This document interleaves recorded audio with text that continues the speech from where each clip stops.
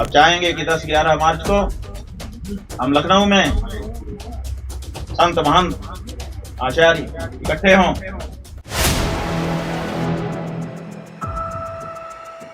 दोस्तों, लखनऊ सियासी रणभूमि बनने जा रहा है। शंकराचार्य स्वामी अविमुक्तेश्वरानंद ने बड़ा ऐलान कर दिया है। देश भर के साधु संतों को लखनऊ में इकट्ठा होने के लिए कहा है। अब सवाल सीधा है, क्या ये सिर्फ धर्म सभा होने जा रही है या योगी सरकार के खिलाफ कोई बड़ा शक्ति प्रदर्शन? क्यों मची है सत्ता के गलियारों में हलचल और आखिर लखनऊ में ऐसा क्या होने वाला है जिससे पूरा सिस्टम अलर्ट मोड पे आ गया है? इसी पर हम करेंगे बात। नमस्कार, 4 PM पर आप सभी का स्वागत है।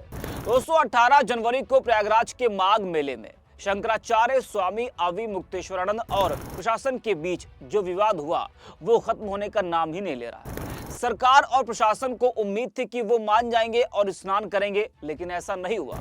28 जनवरी को भारी मन से वो माघ मेला छोड़कर चले गए।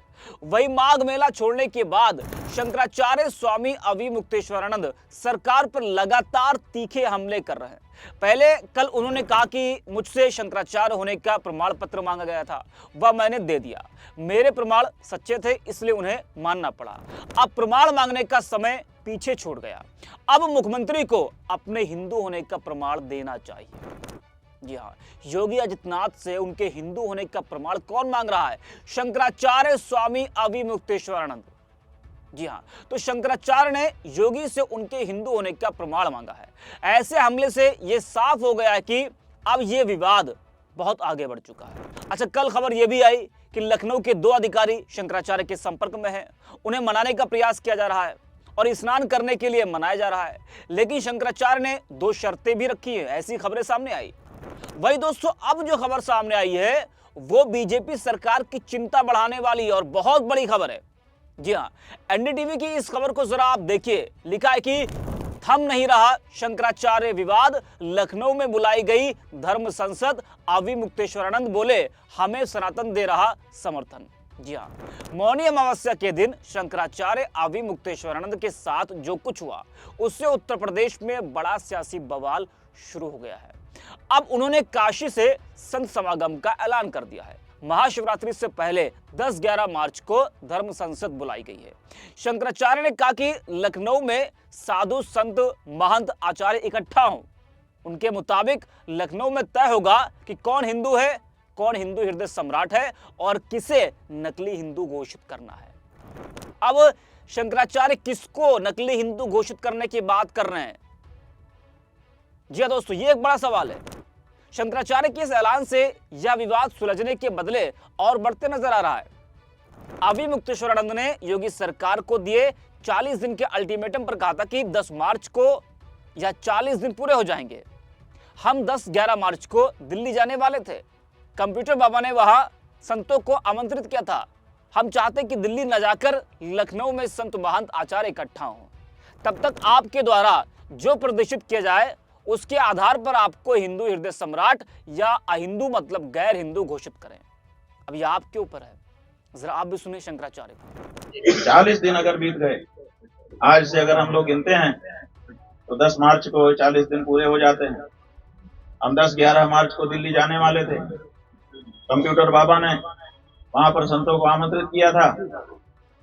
हम दिल्ली न जा करके अब चाहेंगे कि 10-11 मार्च को हम लखनऊ में संत महंत आचार्य इकट्ठे हों और इकट्ठे होकर के तब तक आपके द्वारा जो कुछ भी प्रदर्शित किया जाए उसके आधार पर आपको हिंदू हृदय सम्राट या फिर गैर हिंदू, अहिंदू, छद्म हिंदू, नकली हिंदू घोषित करें। आज सत्ता की आंखों में आंख डालकर पत्रकारिता करना मुश्किल हो गया है। हम पर मुकदमों से लेकर चैनल को बंद करने का दबाव कई बार बनाया गया और अभी भी बनाया जा रहा है। मुश्किल दौर है, लेकिन हम हार नहीं मानेंगे। इसलिए 4 PM को आप सभी लोग ज्वाइन करें और निष्पक्ष पत्रकारिता को जिंदा रखने के लिए जितना हो सके हमारा आर्थिक सहयोग भी करें। उम्मीद है कि आपके सपोर्ट से ये जंग भी हम जीत पाएंगे। ये अब आपके ऊपर है, लेकिन गिरुआ वस्त्र पहन करके अपने आप को हिंदू हिंदू कह करके सनातनी हिंदुओं के ऊपर डंडा बरसाना बंद करिए। राम के कृष्ण के प्रदेश में गौ माता अगर इस तरह से मारी जाए। तो सुना आपने, संतों को लखनऊ बुलाने का मतलब है सीधा संदेश देना कि यह लड़ाई अब प्रयागराज या काशी तक सीमित नहीं है, बल्कि सत्ता के दरवाजे तक पहुंच चुकी है। अगर बड़ी संख्या में साधु संत महंत इस आह्वान के साथ खड़े होते हैं तो बीजेपी के लिए स्थिति और मुश्किल हो सकती है। वही शंकराचार्य का लखनऊ में संत समागम और धर्म संसद बुलाने का ऐलान केवल एक धार्मिक कार्यक्रम नहीं है, बल्कि यह उत्तर प्रदेश की राजनीति में उठती बड़ी लकीर है। प्रयागराज माघ मेले में मौनी अमावस्या के दिन जो भी हुआ उसने पहले ही तनाव पैदा कर दिया था।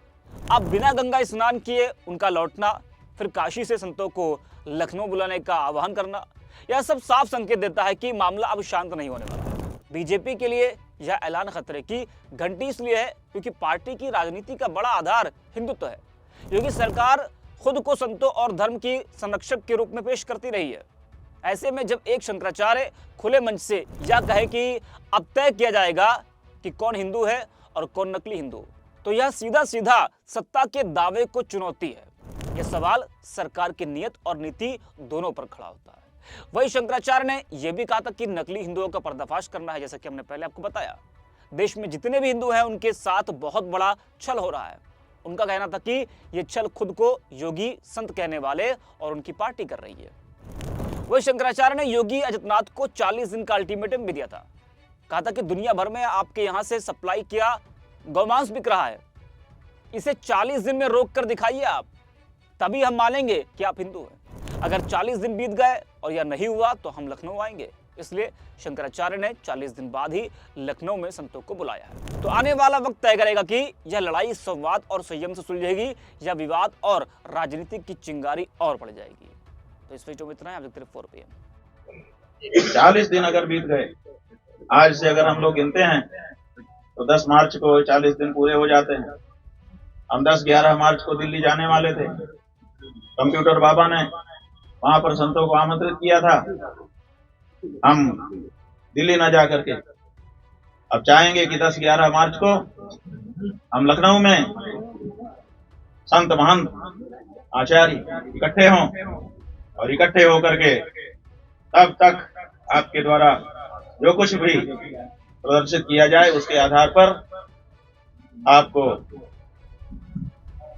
हिंदू हृदय सम्राट या फिर गैर हिंदू, अहिंदू, छद्म हिंदू, नकली हिंदू घोषित करें। ये अब आपके ऊपर है। लेकिन गिरुआ वस्त्र पहन करके अपने आप को हिंदू हिंदू कह करके सनातनी हिंदुओं के ऊपर डंडा बरसाना बंद करिए। राम के कृष्ण के प्रदेश में गौ माता अगर इस तरह से मारी जाए